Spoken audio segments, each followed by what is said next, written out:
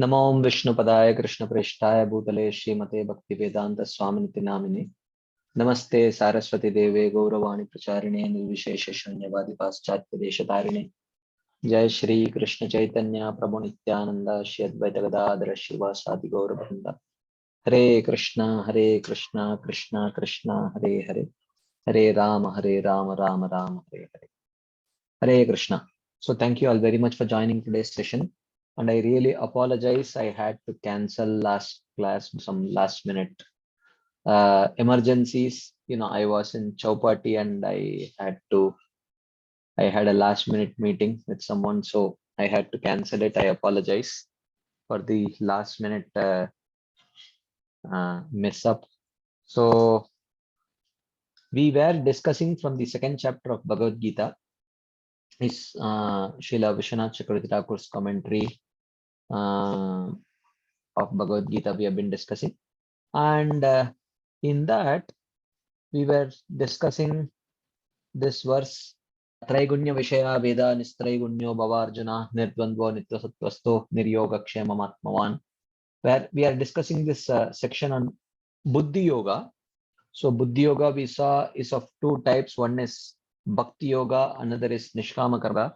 So this verse is talking about Bhakti Yoga, where it is mentioned that Traigunya Vishaya Veda Nistraigunya Bhavarjuna. My dear Arjuna, the Vedas mostly speak about subject matter which is within the three modes. You have to transcend the three modes. So essentially, to transcend the three modes means to practice bhakti. So there was a long discussion about how only practitioners of bhakti are beyond three modes, and then in response to Vahini Mataji's question, we were discussing, we had this long 4-session discussion and understanding about how devotees are beyond three modes and in what sense they are not beyond three modes and in what sense they are beyond three modes, like that. And then in the next verse, we started discussing on this theme where Krishna says, Yavan Artha Udapane Sarvatah Samplutodake Tavan Sarveshu Vedeshu Brahmanasya Vijanatah. So he says, whatever purpose is accomplished by many wells are fulfilled by a large body of water. So we saw that in the previous ages, there used to be a well for bathing, a well for washing clothes, a well for cleaning oneself after responding to nature's call, like that. But because well is a stagnant water generally, even though there is replenishment of that water from the underground, but still it is considered to be stagnant water only. So it is bound to get contaminated. So if someone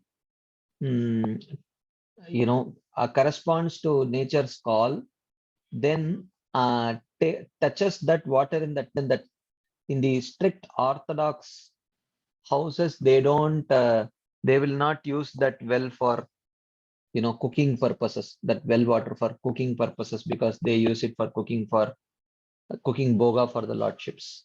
So that is not considered to be poor. So but if there is a larger body of water like a lake or a river, it is not exactly stagnant water. The mere volume of that water, there is one verse in Bhagavatam where it is meant that water is purified by something like quantity or something like that. When there is a huge body of water, there is no question of it getting contaminated in any way. So like if someone and responds to nature's call and takes bath in that water is not to be contaminated. If it is a huge body of water, especially if it's a running source of water like a river. So he says that all the purposes, just like the purposes of multiple wells are filled by a large body of water, similarly, Tavan Sarveshu Vedeshu, all results of all types of worship mentioned in the Vedas are fulfilled by knowing and worshipping one Supreme Lord, Brahmanasya Vijanatah. Okay, so we saw that Yata Taror Mula Nishechanena Tripyanti Tatskanda Bujopashaka Pranopahara Chaitendriyanam Tateva Sarvarhanam Achitejya.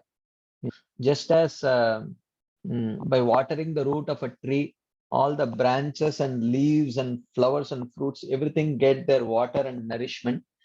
In the same way, one who worships the Supreme Lord, all the other worship is accomplished. So in this way, we were reading Srila Vishwanath commentary to this verse, where he said that whether Bhakti Yoga, you perform it with Anyabhilashita Shunya or Anyabhilasha. If you have other desires to fulfill the practice of Bhakti Yoga, or if you have no desires to fulfill, if you are doing it only for the pleasure of Krishna, still you can say that it is, there is no loss. If you perform yoga, there is no loss. And then he gives some proofs for that. And then he mentions that he explains this verse. And then he says that the outstanding quality of lake or river water is that it is sweet in taste, whereas the well water is not very tasty. So even though you have multiple wells to fulfill multiple purposes, but that well water is not very tasty. But a single river water can fulfill all that purpose, and still it is tasty. So therefore, by practice of bhakti, everything is accomplished. So one who practices bhakti need not perform the activities of karma.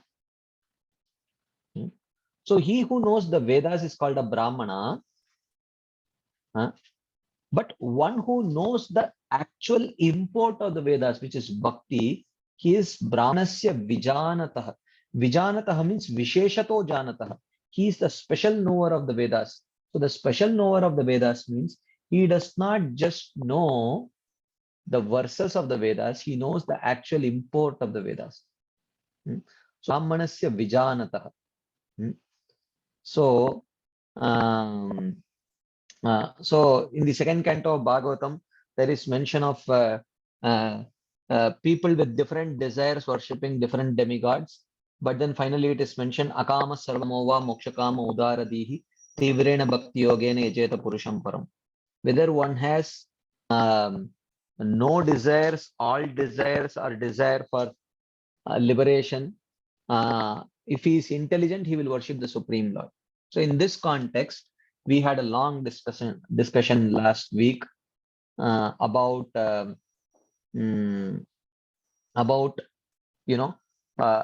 practicing devotees having no need to perform the karmakandiya prayasta and all that. And even we had a long discussion about samskaras. We were discussing how the samskaras are actually not mandatory for the samskaras as it is practiced by the people who are qualified for karma. As it is, we need not practice. Actually, in reality, just our practice of Shravanam Kirtanam is sufficient. But because we have to live in a society, and people of the society may feel that these people do not follow the regular things, and it may unnecessarily create some doubts in their heart. For that purpose, there are devotional adaptations of some of these samskaras, like we saw the example of Garbhadana samskara. So the actual Garbhadana samskar we discussed last week is to completely fix the false ego of the living entity. All these samskaras are to fix the false ego of the living entity. Because the path of karma is that first the false ego is fixed, and then the false ego is transcended. Okay, So, so when the false ego is fixed, when see all these are say you are a Brahmana, you are a Kshatriya, you are a Vaishya, you are a Shudra, they reinforce this false designation. And when this false designation is reinforced, then along with the designation comes the duties. So he will ask the Shastras, okay, what is my duty as a Kshatriya? What is my duty as a Brahmana? What is my duty as a Vaishya? What is my duty as a Shudra? So then they will give lot of duties. And the duties are designed in such a way that naturally by continuously performing these duties in a detached way, the heart becomes purified and one then transcends the false ego, false designation. So then he becomes qualified for jnana. And when he becomes qualified for jnana, he can give up all these varnashram duties and actually he can sit and focus on Brahmanization. And once he realizes Brahman, then he can attain liberation like that. This is how it is designed. So this is the regular step-by-step process. But in the practice of Bhakti Yoga, if Brahmande Brahmite Kono Bhagyavan Jeev Guru Krishna Prasade Bhakti Lata Bij, if somehow or other by good fortune one receives the seed of Bhakti within one's heart, then by receiving the seed of Bhakti, what he is receiving is actually um, the true ego. Jivera Swarup Hoy Krishnera Nityadas. Gopi Bhartur Padakamalayur Das Dasanudas. So he receives the true ego and the activities of devotional service reinforce the true ego. Yes, you are a servant of Krishna. Yes, you are a servant of Krishna. Yes, you are a servant of your Guru. You are a servant of the Vaishnavas. You have to serve them. So the activities of Bhakti Yoga reinforce the true ego. So therefore, the samskaras which are suggest for the people with karma nishta cannot be accepted as it is. Because those samskaras reinforce the false ego. So while the practice of bhakti will reinforce the true ego, you cannot parallelly perform activities which reinforce the false ego. Therefore, Srila Gopal Bhatta Goswami in his Sakriya Saradipika, he has given some devotional adaptations of these samskaras for, for especially for those people who are living in a family whose family members may unnecessarily get bewildered if the devotees do not follow the samskaras. But in actuality, for one who is practicing the limbs of pure devotional service, separate practice of samskaras are not necessary. But to pacify other family members and society members, one can practice. For example, for a person, generally people are in the platform of karma nishta only. They have qualification for karma. And for those who are qualified for karma, the way they show gratitude to their forefathers is through performance of Shraddha, Tarpana, like that. So these are the means by which one expresses their gratitude to forefathers. Okay. But as practitioners of devotional service, we understand that the best way I can express my gratitude to my forefathers is by very nicely practicing Krishna consciousness. Automatically, when the root is watered, the results go to the forefathers. This is our understanding. This is what our acharyas have taught. But in a society in which the only means by which you show, well, the only means that they know that of expressing gratitude to the forefathers through this Tarpana and Shraddha, when they see that the devotees are not doing it, then what happens? They see that devotees are very ungrateful people. They may see in that way. And in this way, they may lose faith in devotional service. So therefore, just so that people do not think that devotees are ungrateful people, therefore we may perform some devotional adaptation of the Shraddha ceremonies, where we offer Vishnu Prasad to the forefathers. Okay, even though it is not an absolutely essential activity, at least in our Gaudiya Vaishnava Sampradaya. So, these are the things which we have to understand. So what is actually recommended for our devotional progress, and what actually we may have to do to keep the society peaceful. So this we have to understand. So for those activities which we have to perform for our devotional progress, we have to perform it with great attachment. And for those activities which we may have to do to pacify the society people, we have to perform with great detachment. This is the teaching of our acharyas. And in this context, actually, we had a kind of discussion where Loknath Prabhu was, I think, there were a lot of discussion points. I think the last one that I remember is Loknath Prabhu was mentioning that it looks like, these kind of only devotional service is sufficient, and there is no need for performing anything else, or is just, it looks like it started only from Chaitanya Mahaprabhu. Before that, it was not there. And it was a new introduction. This is not the Vedic recommendation.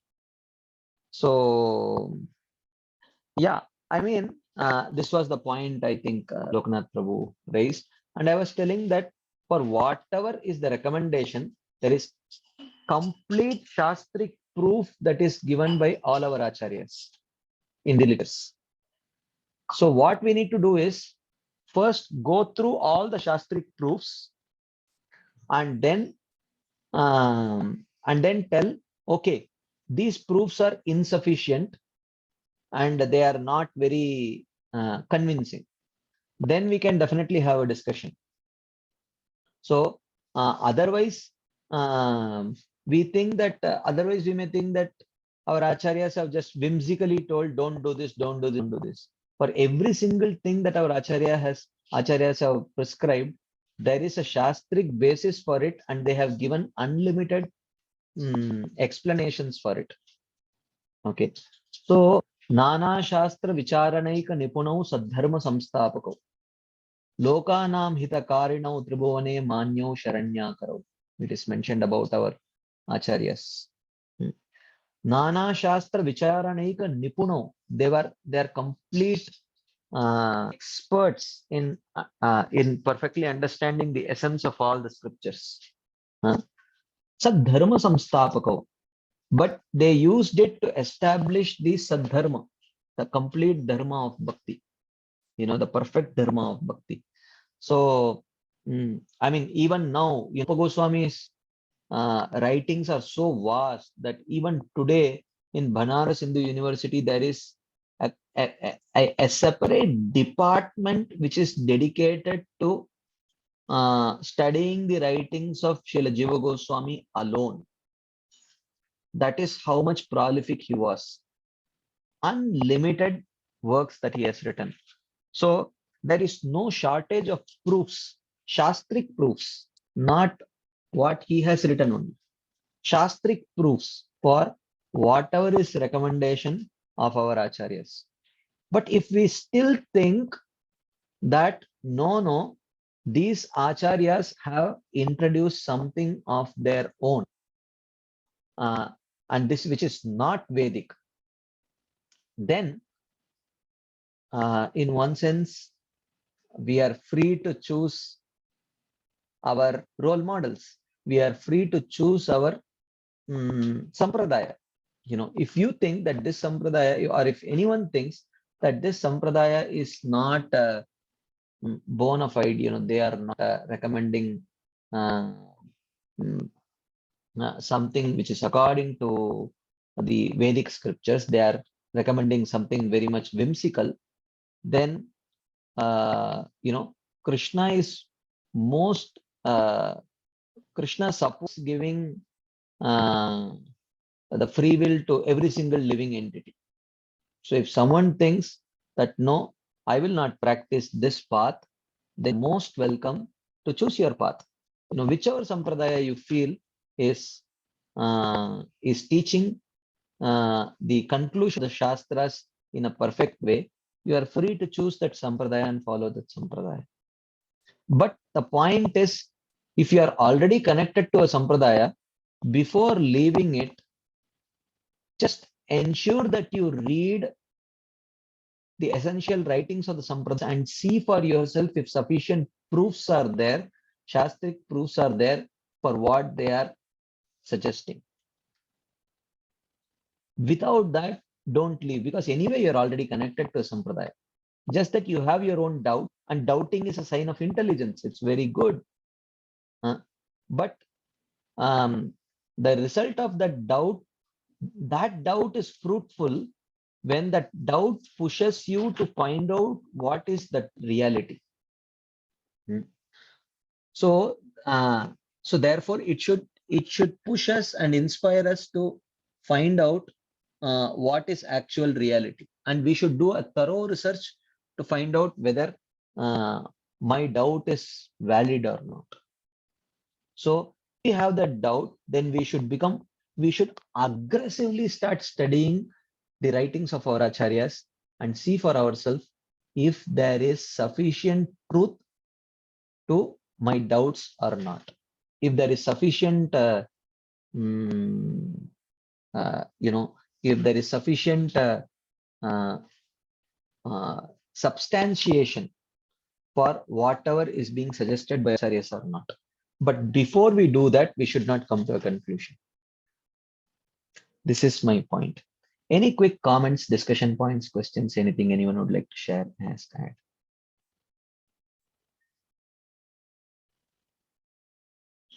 Yes, Lokanath Prabhu. Prabhuji, I have not read those books, Acharya books, which have they are quoting from which scriptures that Vaishnavas don't need to perform this samskaras. But I was just thinking of examples that I know, including Chaitanya Mahaprabhu, because Chaitanya Mahaprabhu was very strict in performing Varnashrama, and it appears to me that some places he gave Varnashrama more more important than even being a Vaishnava. For example, when he treated King Prataprudra as well and Nawab Hussain Shah on same platform. He accepted that because they are kings, they cannot be. I cannot come in contact with them.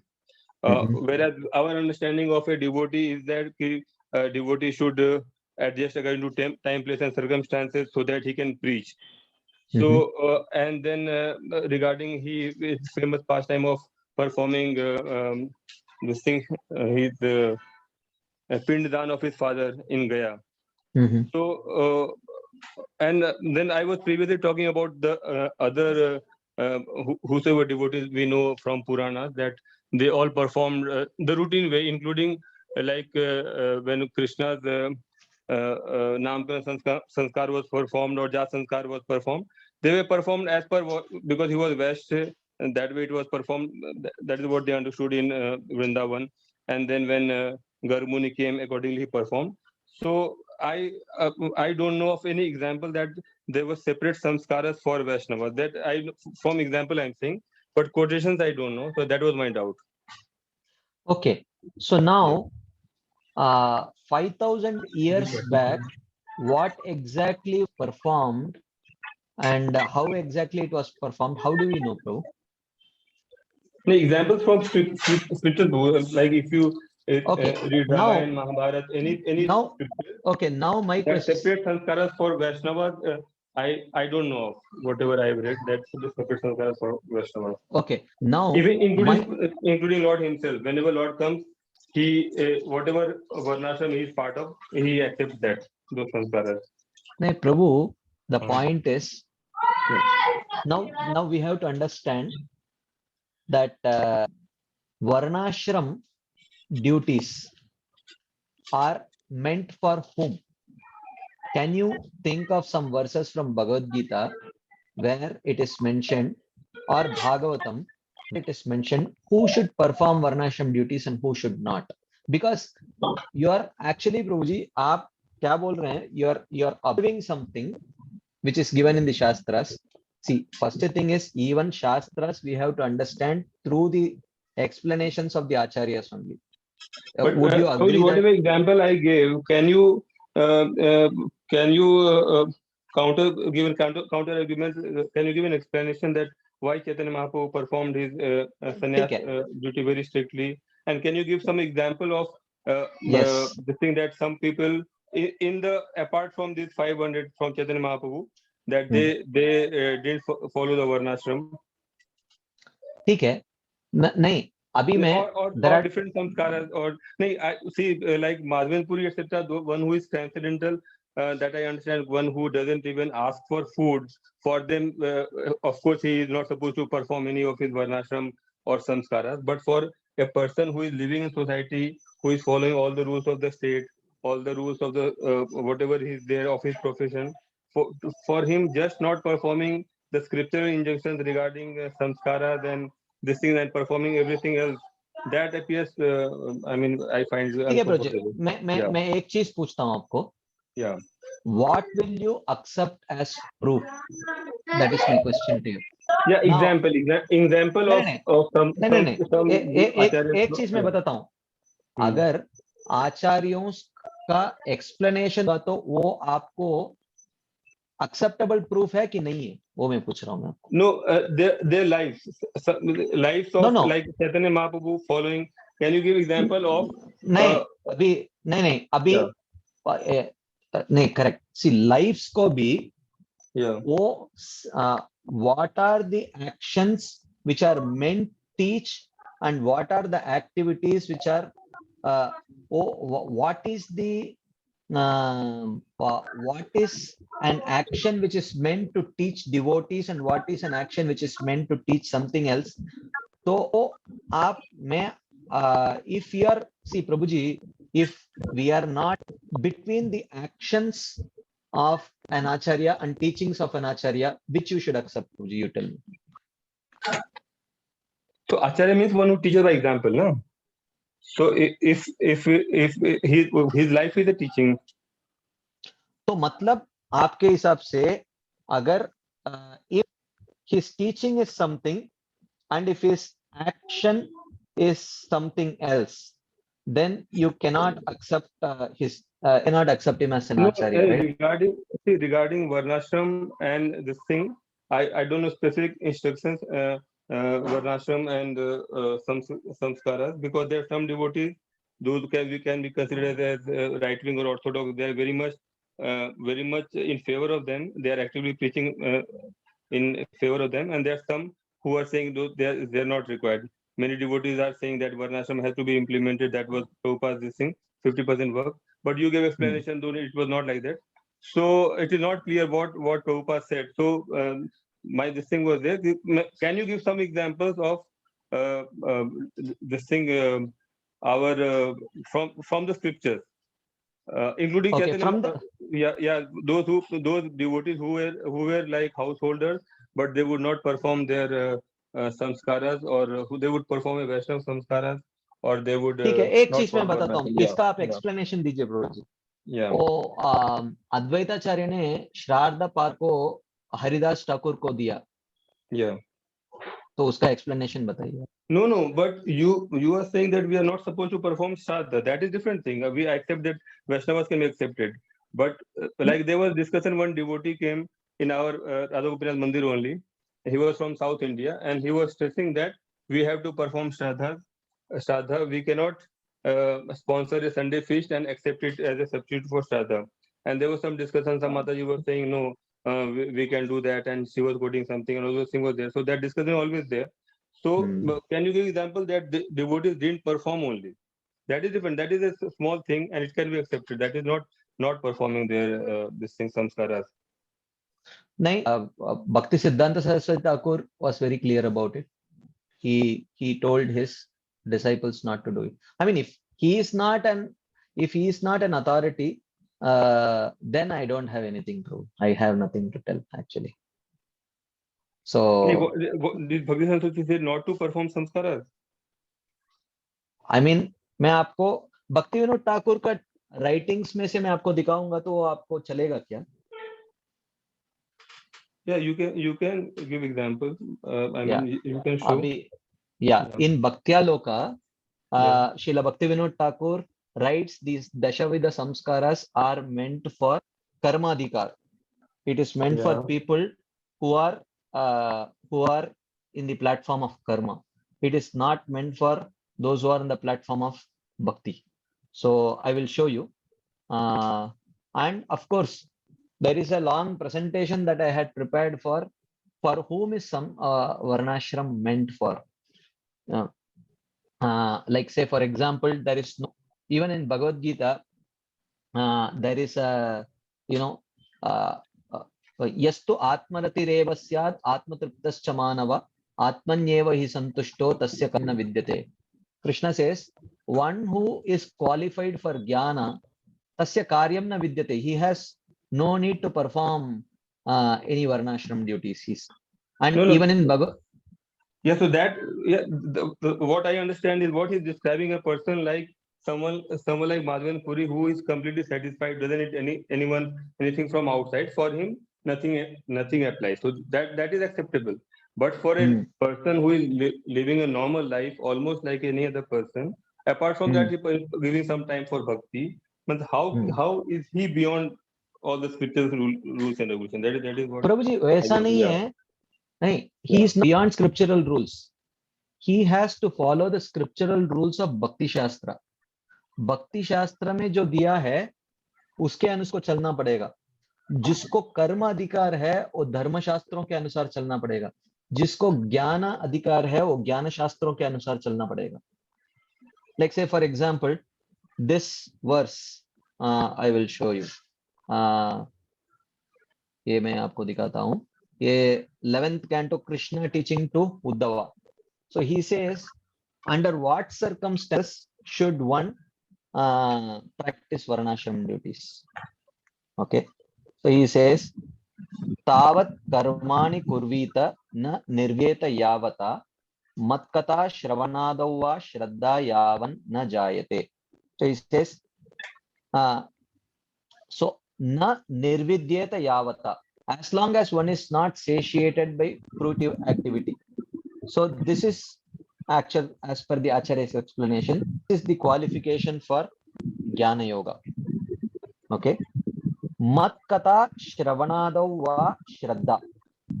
Or as long as one has not developed faith in the process of Shravanam Kirtanam. This is the qualification for Bhakti Yoga. Tavat Karmani Kurvita. Till then, one has to act according to the regulative principles of Ved junctions. So, which is Varnashram duties. So, Varnashram duties, as it is, are expected to be followed by people who has either developed a qualification for Jnana Yoga, which is complete detachment, or faith in the process of Bhakti Yoga, which is the qualification for Bhakti. So, if one has neither developed detached from this material world, nor developed taste for practicing Bhakti Yoga, then they are conducted by the rules of Varna and Ashram. So this is a verse from the... That should include people like myself, because we have just theoretical some this thing ki, okay, Bhakti should be done, and but that neither detachment is there nor actual taste is there, so should be followed. That is what my understanding is. No, detachment आपको detached, that is the qualification for jnana. आपको तो you have faith in bhakti, you have taste in bhakti, na Prabhu. But our activities, like whatever we are doing, majority of time we are earning money with the desire to, okay, with that money I will enjoy, but we may at least I may justify it. No, I have to maintain my family and I have to use it for service of the devotees. But ultimately, what I am doing is what like anyone else is doing. So it is not a transcendental activity like someone suppose Jayanand Prabhu was doing, that he was earning only for the temple, So that Mhm. becomes a different thing. But a person who is living in a normal life, uh, I think he should follow. That is my understanding, sir. Like नहीं lives like a social person. Prabhu ji, Yeah. performing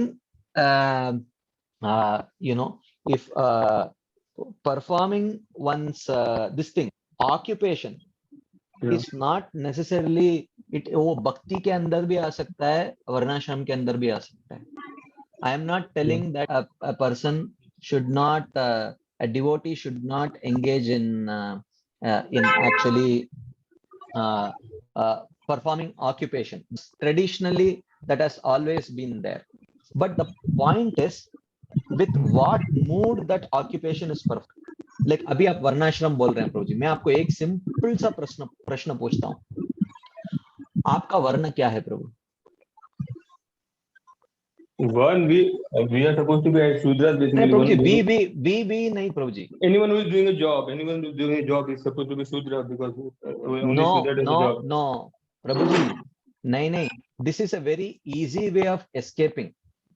First thing, आपके गुण के अनुसार आपका वर्ण investigation किया है क्या? नहीं, my nature is not of what I am doing. प्रभु जी, आपका नेचर मैं पूछ रहा हूँ, from Yeah. qualified pool did you try to find out your varna? No, I didn't try to. Why you did not Prabhu? I will tell you now. धर्मशास्त्र के अनुसार, धर्मशास्त्र बोल रहा है, मैं आपको बताता हूँ आपको अभी, because and I hope you will implement it. Dharmashastra says, or even Bhagavad Gita says that that Shreyan Swadharmo Viguna Paradharmo Swanushtitat. Swadharme hi nidanam Shreyaha Paradharmo Bhayavaha. It says that you should find out your varna and engage only in an occupation that is according to your varna. If you are doing someone else's dharma, अभी लोकनाथ प्रभु मैं आपको पूछता हूँ, if you go to a person, a qualified person and finds out your varna, if he says प्रभु जी, लोकनाथ प्रभु आपका वर्ण ब्राह्मण है, okay, Yeah. so will you give up your ophthalmology practice and start begging? No, actually there are two topics are being discussed. One is Varnashram, one is Samskaras. So basically, Prabhu I ji, think practically- एक minute. Yeah. First thing, They're No, no, relatively no. Varnashram is very complicated and very difficult to no, implement. Prabhu ji, They're talking about Samskaras. नहीं, अभी संस्कारास भी आपको मैं एक Yeah. चीज बताता हूँ.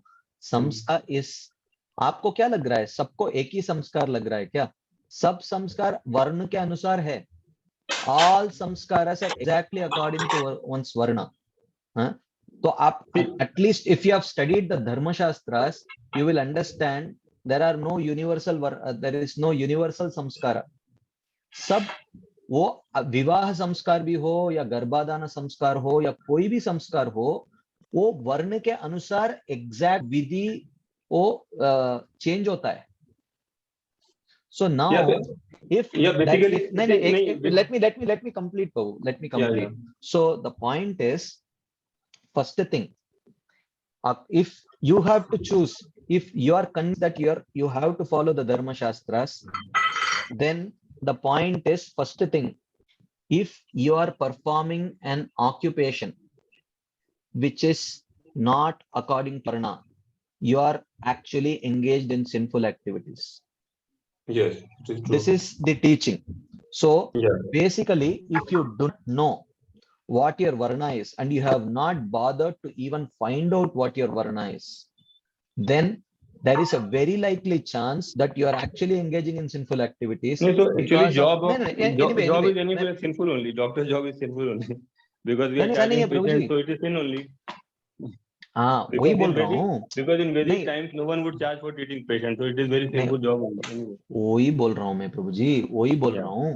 तो अभी we are, if our activity, if our profession itself is actually sinful, and the second thing is the samskaras are also according to one's varna only. So if one does not know one's varna, then what samskara will he do? कौन सा ब्राह्मण का संस्कार करूं या क्षत्रिय का संस्कार करूं, वैश्य का संस्कार करूं या शूद्र का संस्कार करूं, कौन संस्कार करूं? अभी वर्ण ही पता नहीं है, पर हम वर्णाश्रम के बारे में बोल रहे हैं. We want to follow varnashram rules, but rules of which varna? If we not know which varna we belong to, then which varna's rule, which samskara we are going to follow?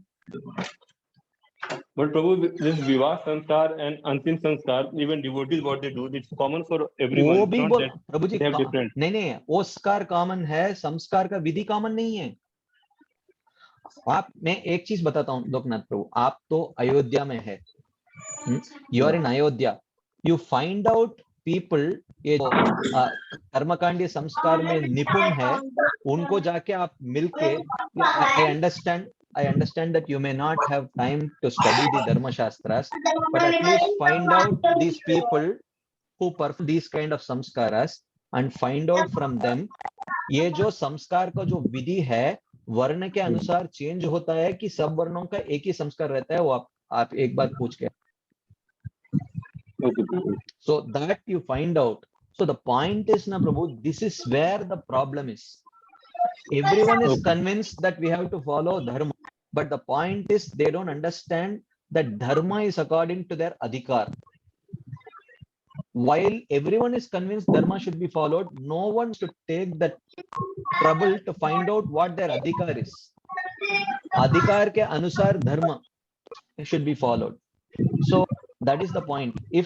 If I am not against anyone following varnashram, as long as at least they bother to find out what their varna is and they are willing to perform an occupation according to their varna, then the whole question of samskaras and everything come.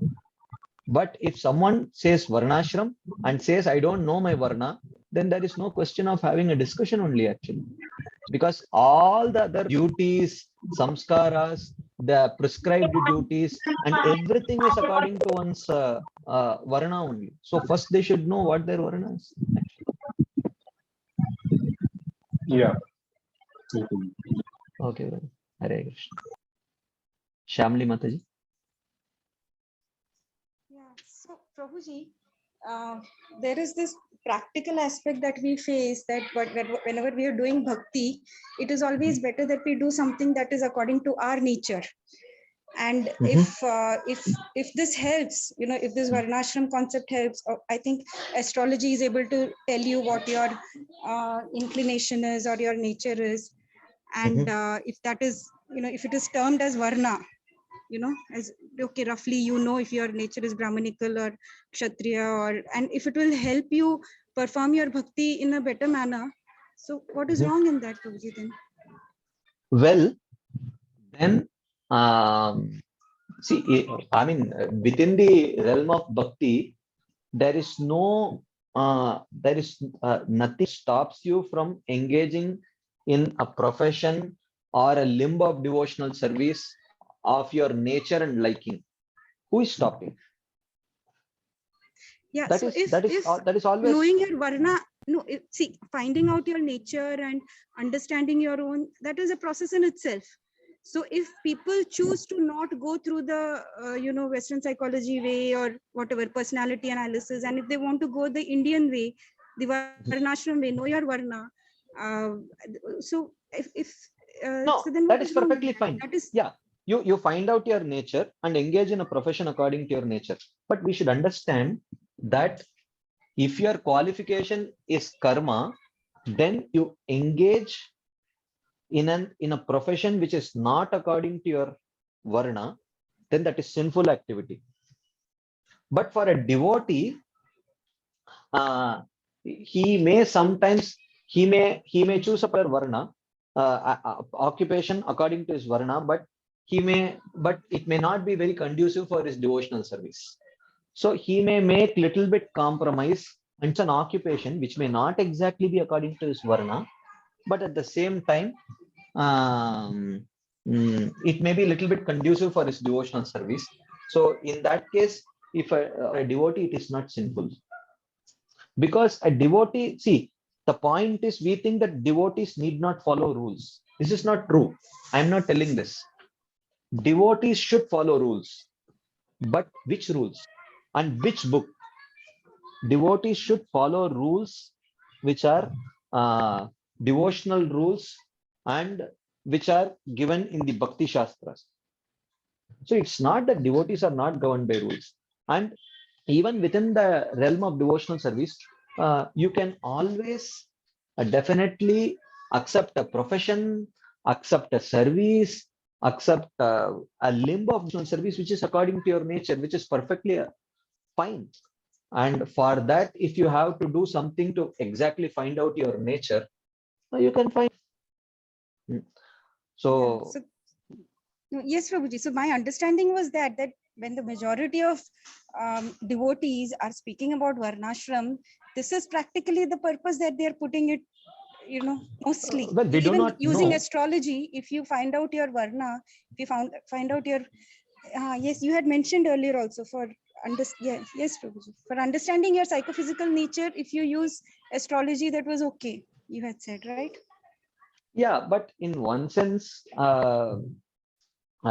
understand your nature. If you're a little bit introspective also, you can understand. I mean, you don't need really uh, just because we should understand that just that this whole process of astrology itself can be a little addictive. So it has that aspect of Anything being can be addictive. addictive, Prabhuji. Anything can be addictive, even if Nah, trying of to course. find out your nature with your own. Because for some people, it's just the setup is more comfortable to go through the Indian way. They may not Yeah, be yeah. able to think independently, deeply, or Nah, introspect, or whatever. So it is better. nah, as long as you don't use it as a predictive tool. Because I'm not telling that astrology is not a predictive tool. It is a predictive tool. It is meant in that way only. But for those whose lives are controlled by karma, but for devotees whose lives are not controlled by karma, astrology should not be used as a predictive tool.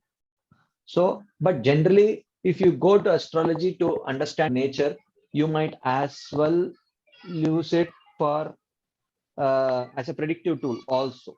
Because see, you can always say that someone can get intoxicated with water also.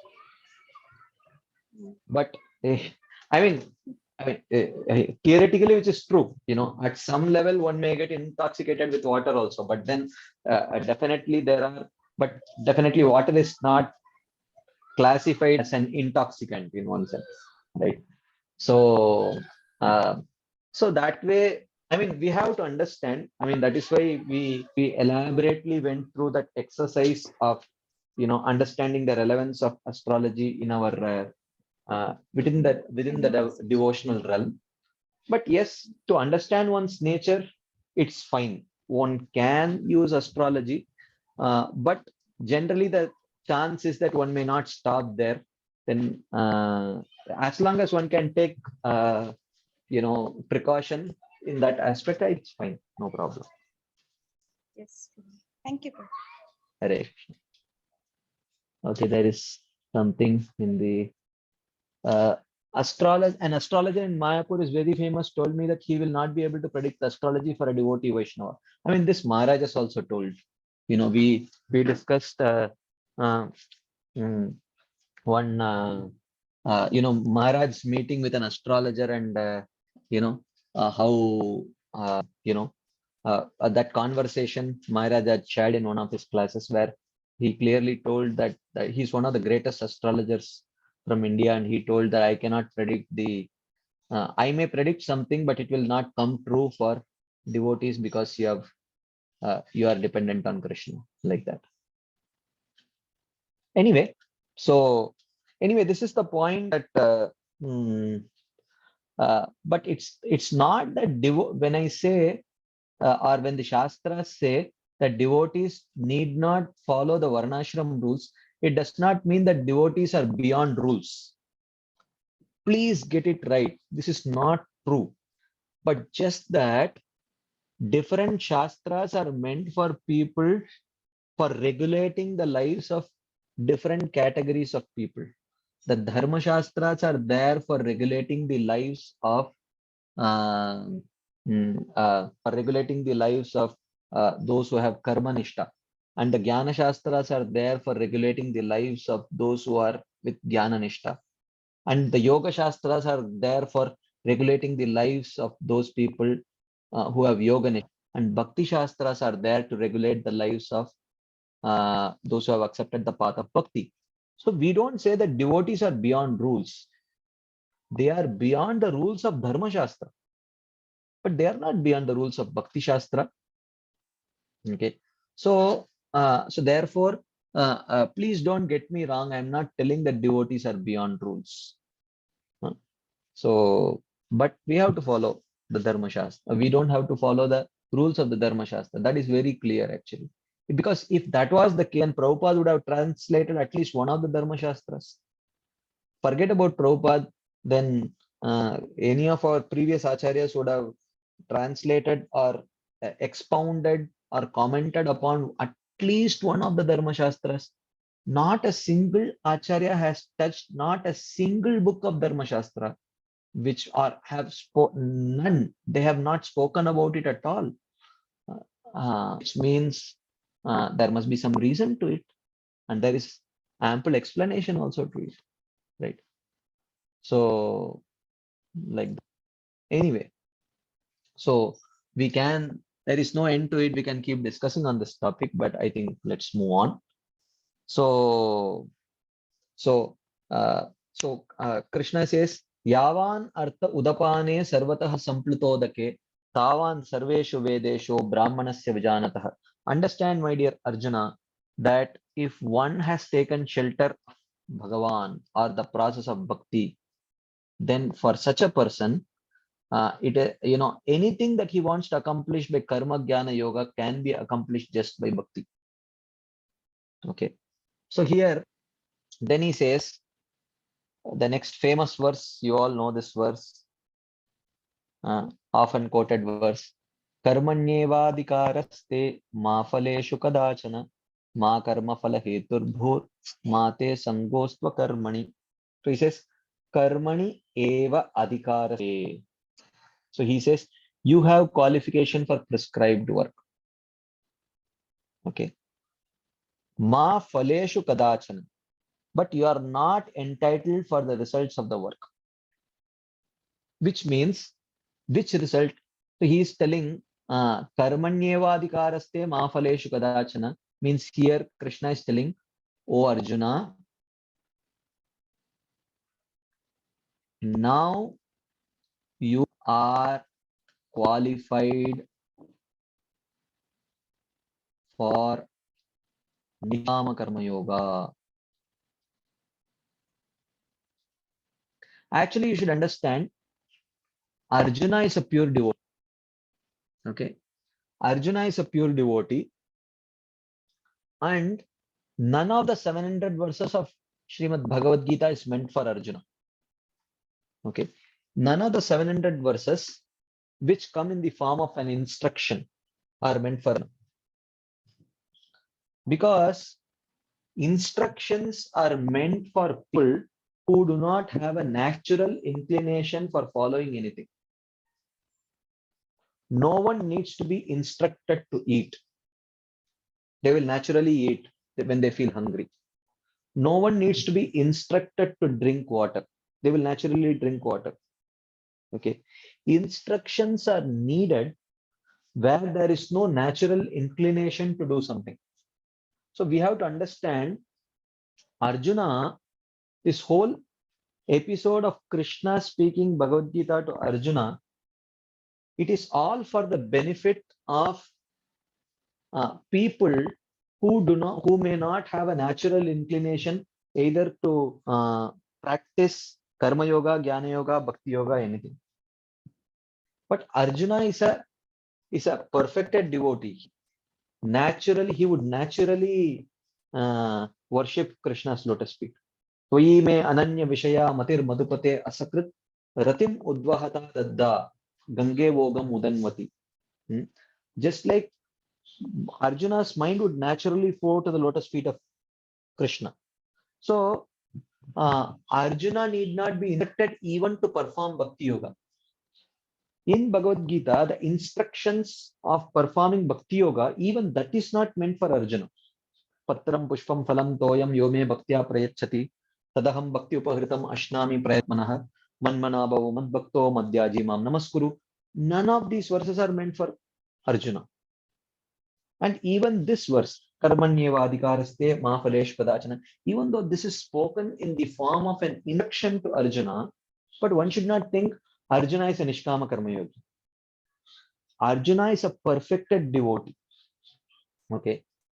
But this whole episode of Bhagavad Gita is presented in such a way that Arjuna is made as the common student, as a prototype student, and Krishna has taken the role of the prototype teacher to teach all kinds of practitioners.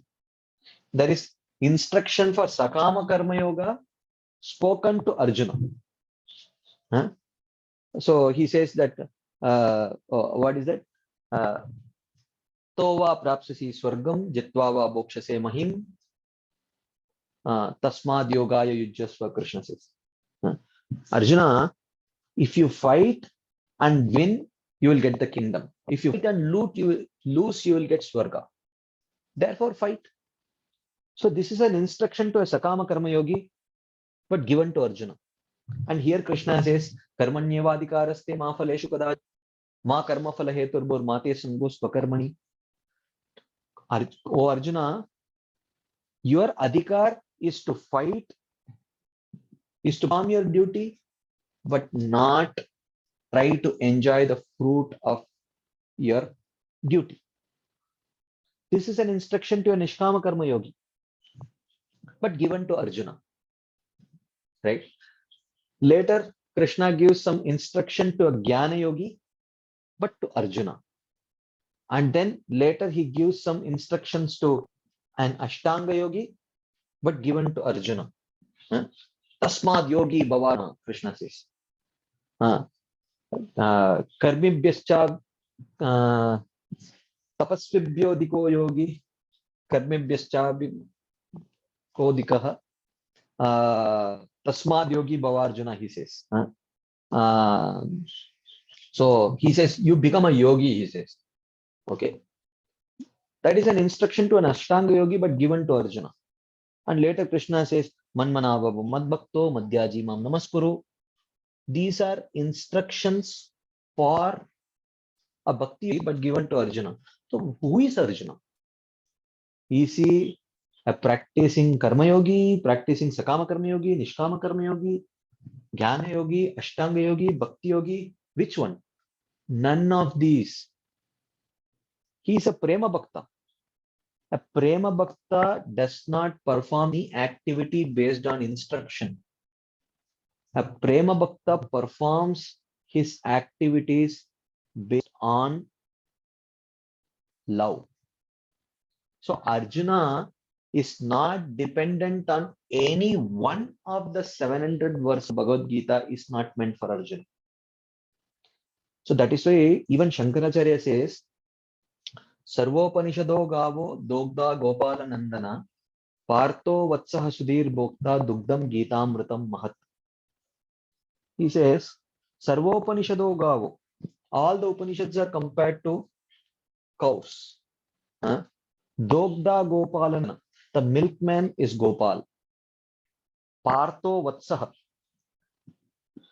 Arjuna is compared to a calf. Sudhir bhokta. But the bhokta means the enjoyer. The real enjoyer of the milk of Gita are the people, are the common people who accept the teachings of Gita. Sudhir bhokta, dugdam gitamritam mahat. The milk is Bhagavad Gita.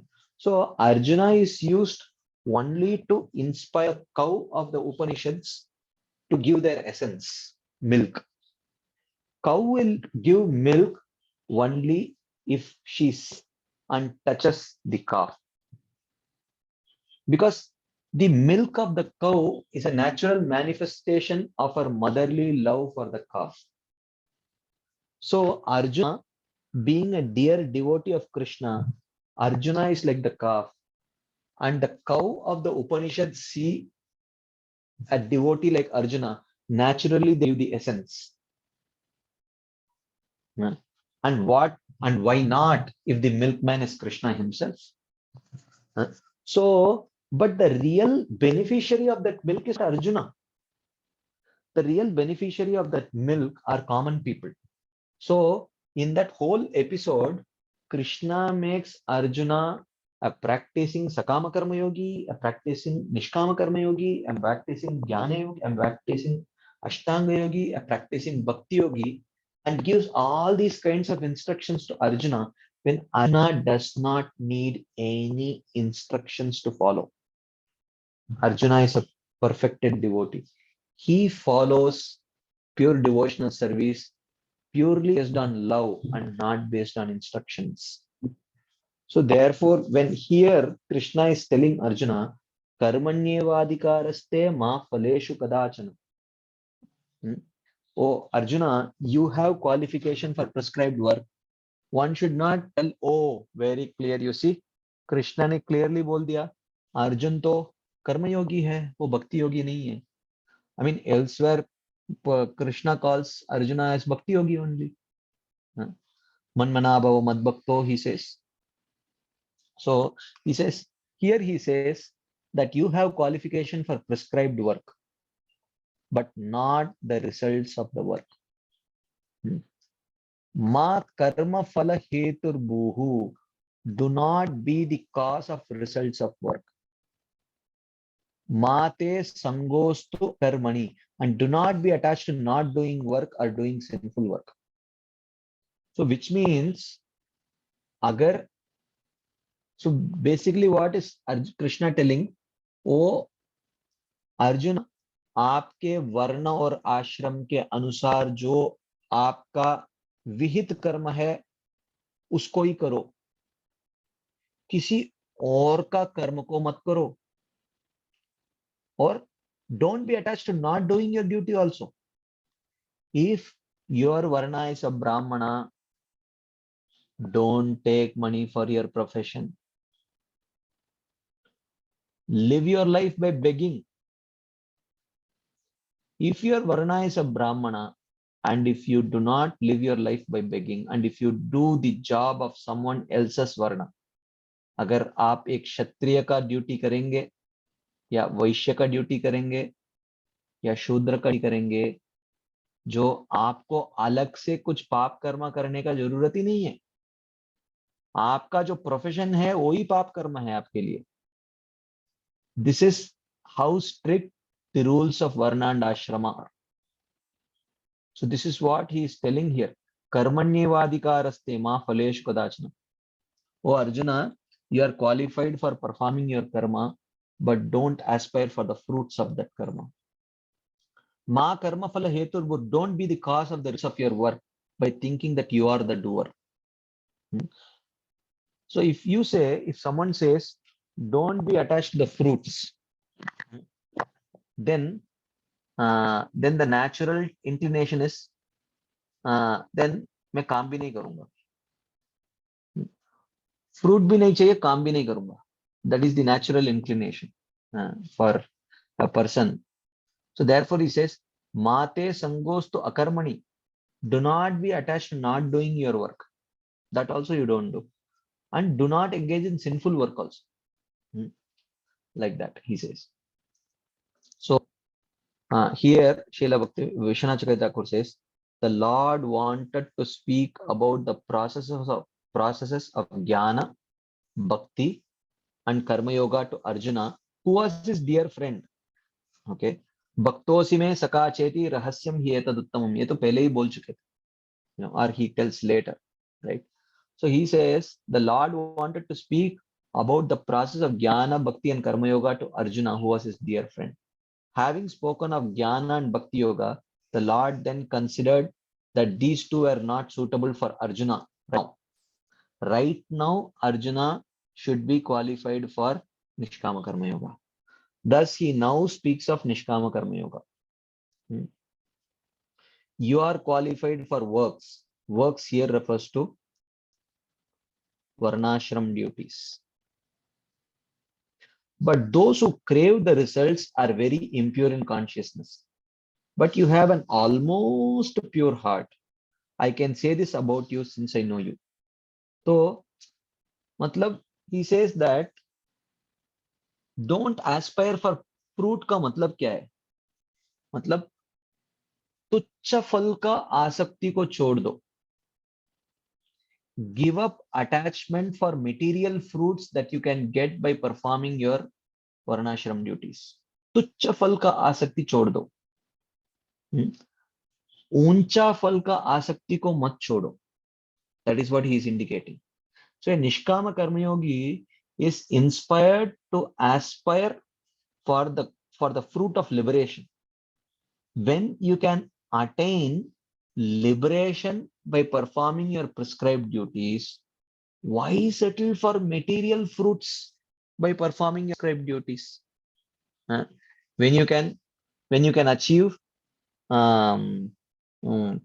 actually liberation, when liberation is possible by practicing your varnashram duties, why settle for these lower fruits? That's what he says. So therefore, when Krishna says karmanyevadikaraste ma phaleshu kadachana, don't aspire for fruits, he says don't aspire for material fruits. You can go to Swarga also by perfectly performing your prescribed duties, and you can achieve liberation also. But if you are attached to the fruit of Swarga, then you will be bereft of the higher fruit of liberation. So don't perform your prescribed duty by being attached to the lower fruit of Swarga and other such material things. That's what Krishna is indicating here. Okay. So, but Arjuna may say, अरे अभी कर्म करूंगा तो कुछ तो फल का अपेक्षा रख के ही करूंगा ना. If I do some actions, I will expect some result from it. How can you say that I should not expect any result? So he says, by doing an action with a desire for a certain result, a person becomes the cause of that result. But you should not act in that manner. I give you that blessing, Krishna says. And do not become attracted to the non-performance of your duty or in doing sin. Rather, you should hate doing that. I give you that blessing also. So Krishna says, don't be attached to not performing your duty also. Okay. And don't be attached to performing sinful activities, which means duty which is not prescribed to you according to your karma, according to your dharma. Okay, according to your don't be attached to performing a duty which is not according to your dharma. So if you are a brahmana, don't try to perform the duty of a kshatriya or a vaishya or a shudra. That is what he is indicating here. So, but however, you will see in the next chapter, Arjuna will say, my intelligence is bewildered by these equivocal words. Vyamishrenaiva vakyena buddhir mohayasiva me. Tad ekam vada nishchitya yena shreyoham apnyan. Krishna says. Or Arjuna says, Krishna आप एक तरफ में बोल रहे हो कि कर्म करो और एक तरफ में बोल रहे हो कि ज्ञान के प्रति ध्यान दो. Focus on jnana. What am I supposed to do? I am not able to understand. So this apparent lack of connection between the previous and later statements should be understood to be intentional, having a purpose. So he says, just as I stand as your charioteer awaiting your order, you also await my order. On this battlefield, I am your charioteer, you are my master, and I am awaiting your order. But now I have taken the role of a master. I have the role of a teacher, and you have accepted to be a student. Shishyasteham shadimam tvam prapannam. You have mentioned, you have accepted me as your guru. So now you await my order. When the right time comes, I will tell you. So he says, one should see that Krishna and Arjuna actually had real agreement of mind. This is the most important statement. Please hear this carefully. One should see that Krishna and Arjuna actually had real agreement of mind. They had real agreement of mind. So they did not, this was all a drama. The whole Bhagavad Gita exposition was a drama. when so many instructions were spoken Krishna to Arjuna, when none of those instructions were meant for Arjuna. This is the beauty, actually. So one should understand this. Anyway, so this is about this karmanyevadikaraste ma phaleshu kadachana ma karma phala heturbur mate sangostva karmani. So at this point of instruction of Krishna to Arjuna, Arjuna is on the level of Nishkama Yoga, and therefore such an instruction is given to Arjuna here. Like that. So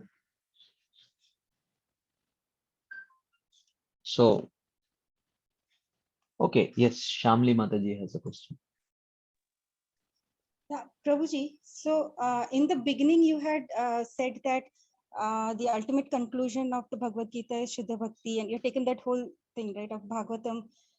The common recommendation is also Shuddha Bhakti, and ultimate conclusion is also Shuddha Bhakti.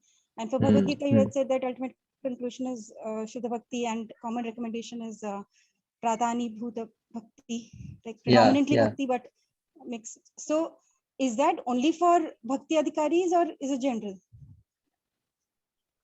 I mean, even in general, I would say. I mean, for a Bhakti Adhikari, for a Bhakti Adhikari, even the general recommendation cannot be Pradhani Bhuta Bhakti.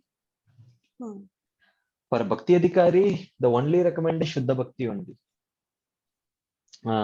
So for general people only, if they have that Sukriti to understand, then clearly Bhakti, Bhagavad Gita really emphatically, for them, they will be able to see Bhagavad Gita emphatically stressing Shuddha Bhakti. But if they lack that Sukriti and they are not able to see, if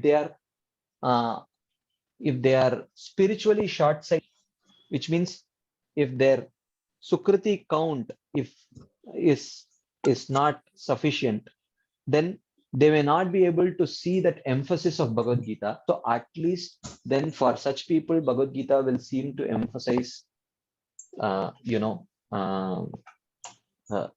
Bhuta Bhakti, like that. Is that okay, Mataji? Yeah. Yes, yes. Thank you. Okay. Any quick comments before we move ahead to the next verse?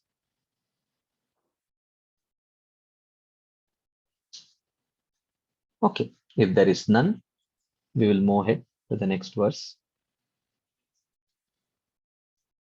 Okay. Yogastha kuru karmani sangam tyakva dhananjaya siddhya siddhayo samo bhutva samatvam yoga uchyate.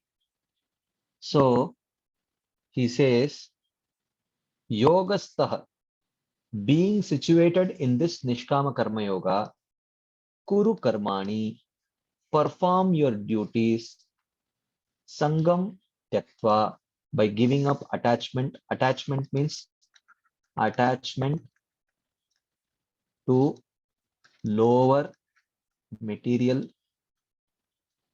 fruits. Okay.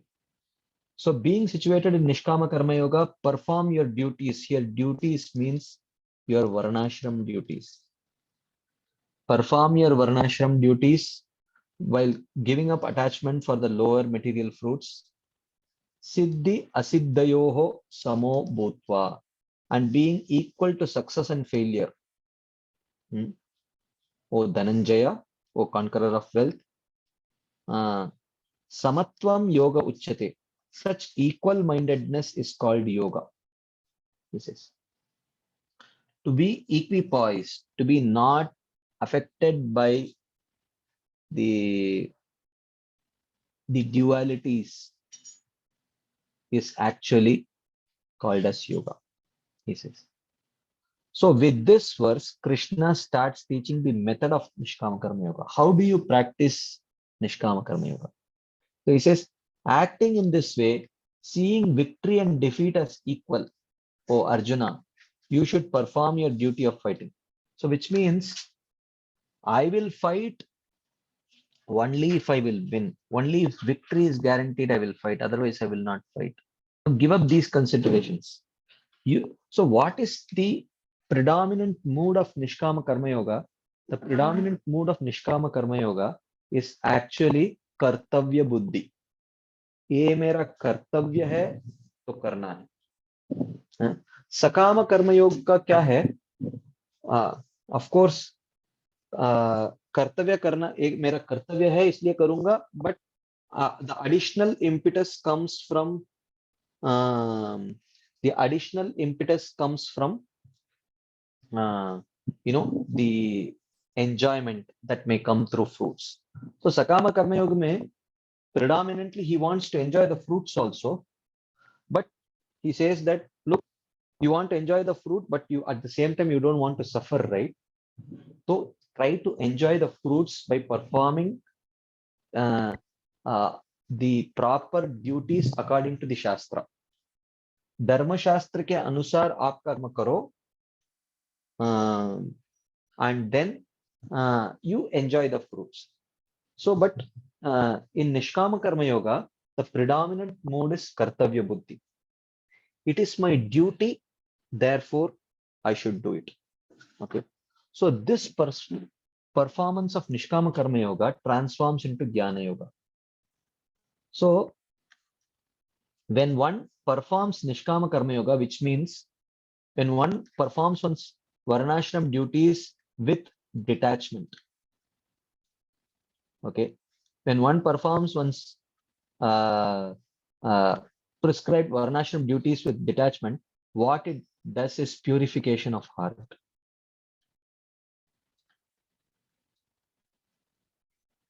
So when the heart becomes purified, purified of what? Purified of vasanas.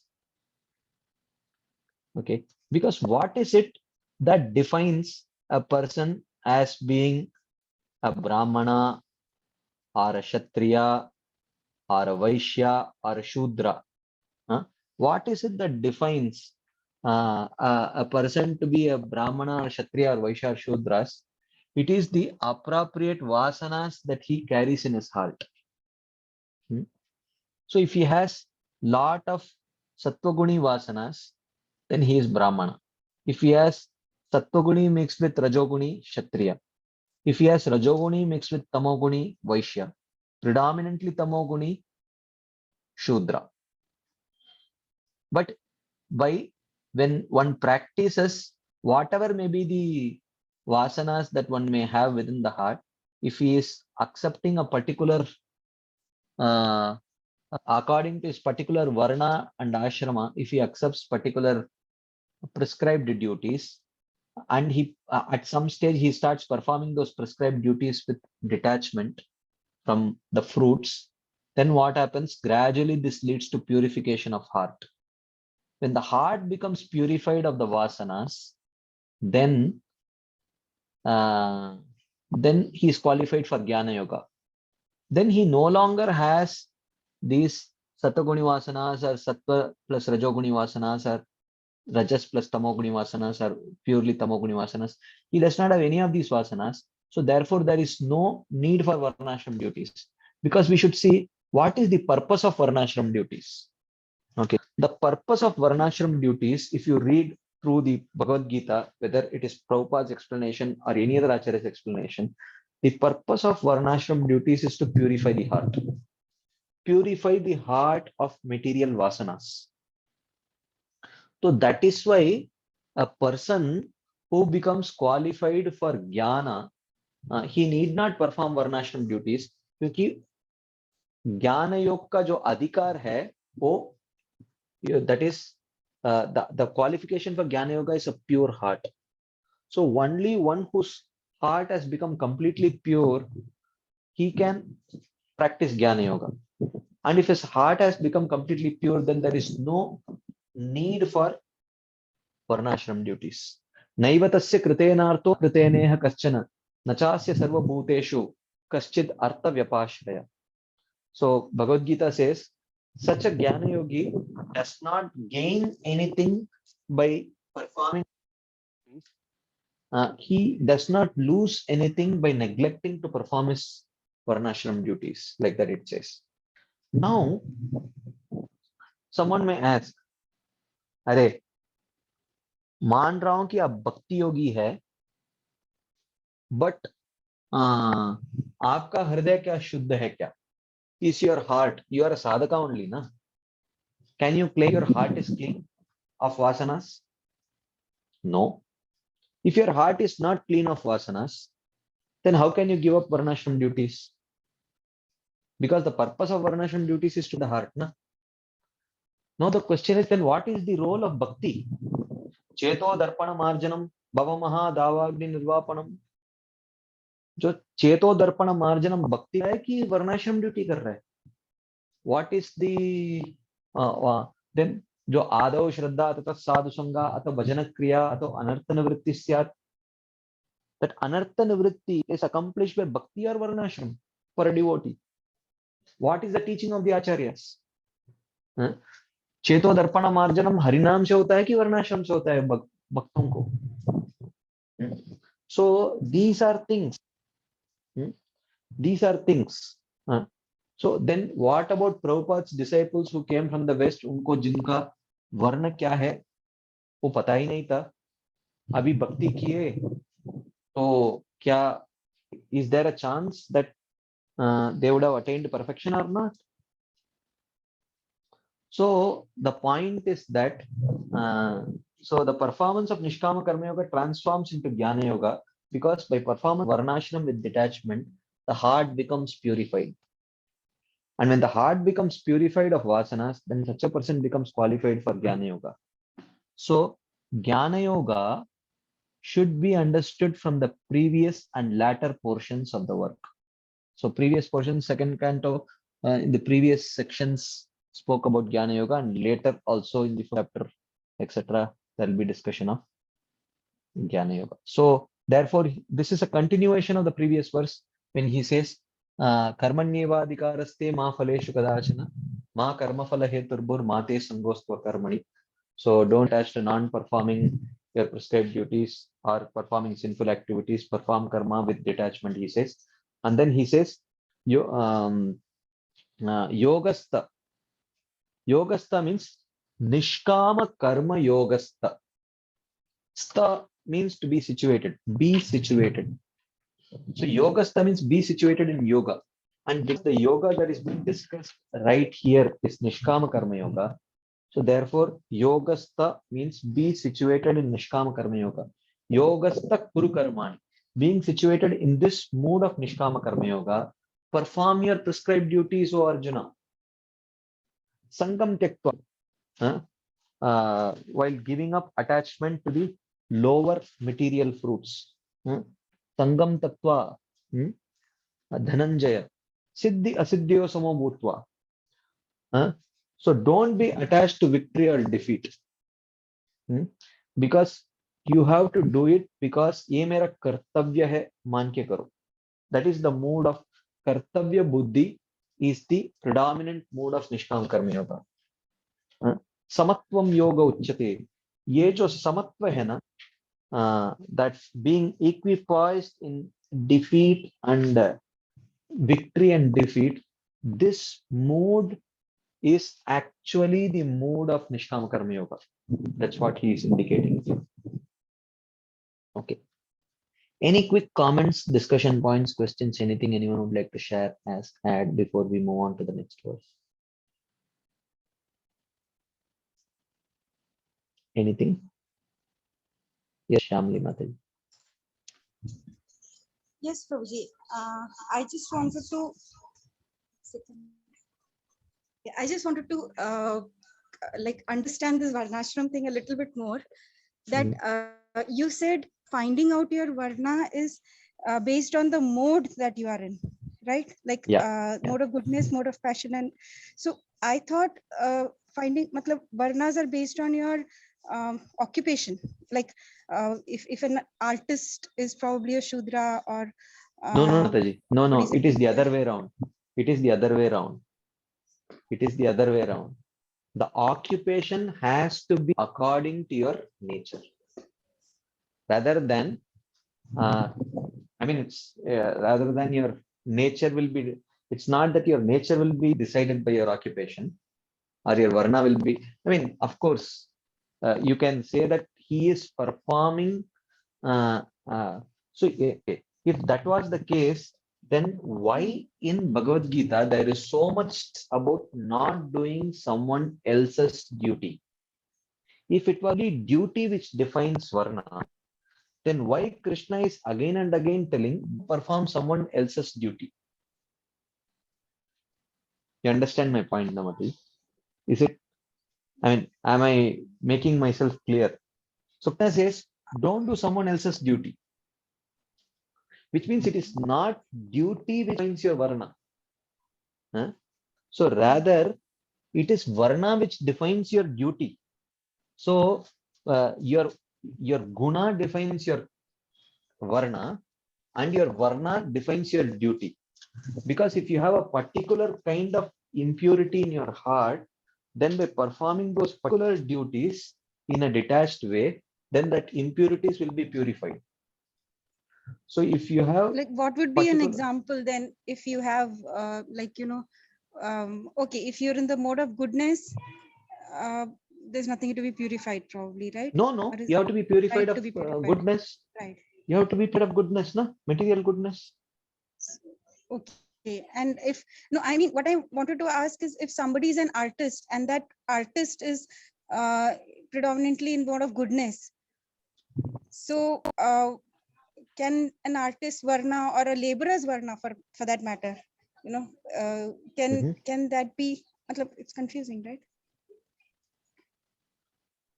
Well, I mean, I'm asking you, I mean, don't tell artist. Then my question is he an artist by nature or by profession?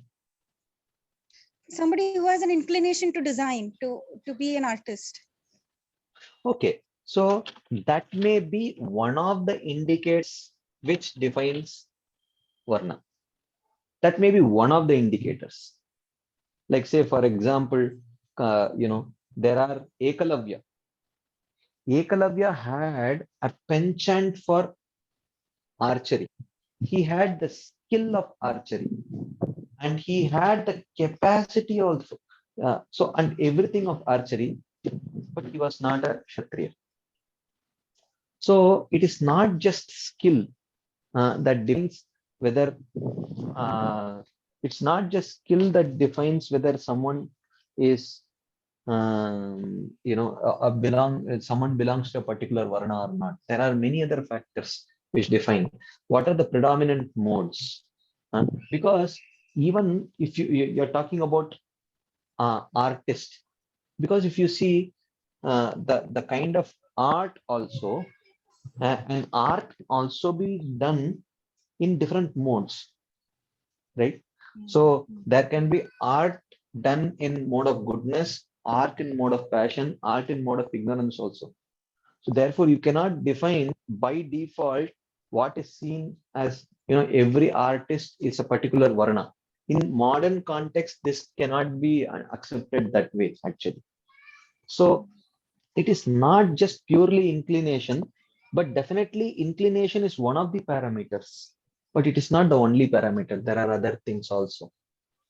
So therefore, it is the predominant mode within the heart which defines the varna, and that varna then defines his prescribed duty. What should be his profession? Because this profession, these duties, and everything, that is the right medicine to purify his heart of that particular contamination that he has in the particular modes. So, like that. Does it make sense, Madhu? Yes, yes. Thank you so much. Yeah. Hare Krishna. Any final point, question, comment, anything before we wind up for the day? It's already 9:30. Okay. So thank you all very much for your patient listening, and I am sorry if I spoke a bit aggressively today. I mean, uh, I was just trying to make my point, but but so please, I apologize, especially Loknath Pro, if I spoke something inappropriate or in an inappropriate way. Please I apologize. I was just trying to make a point. So anyway, so we will continue this discussion next Friday, hopefully, Krishna willing. So thank you all very much. Srila Prabhupada ki jai, Srila Vishwanath Chakravarti Thakur Pad ki jai, Srimad Bhagavad Gita ki jai. Hare Krishna. Thank you very much.